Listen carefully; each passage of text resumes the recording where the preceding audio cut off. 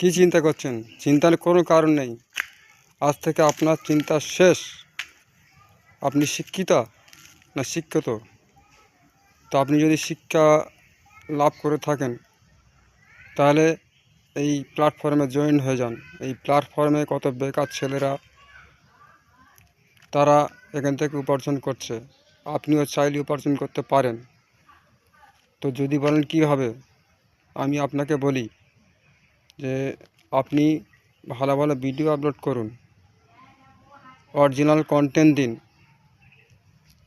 দেখুন, original content দিয়ে দেখুন আপনি অবশ্যই এখান থেকে সফলতা পাবেন। আর একটা কথা, কারোর কথা শুনবে না।